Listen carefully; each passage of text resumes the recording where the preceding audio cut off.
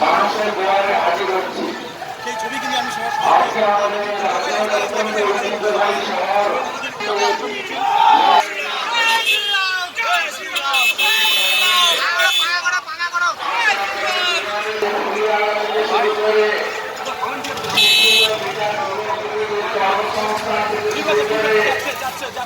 এই রাজ্যে যেভাবে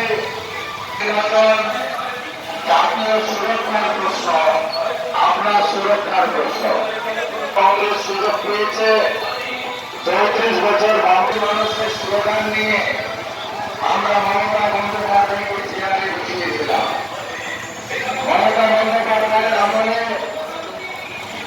হয়েছে এবং মৌলবাদ জঙ্গিবাদ সন্ত্রাস আগামী 14 মার্চ ব্রিগেড প্যারেড ময়দানে পরিবর্তনের রঙ দিয়ে মোদীজির সমাবেশ সফল করুন।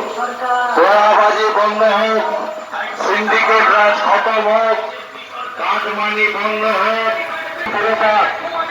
কলেজে বেঞ্চি আছে, চেয়ার আছে, ছাত্র নেই। সরকারি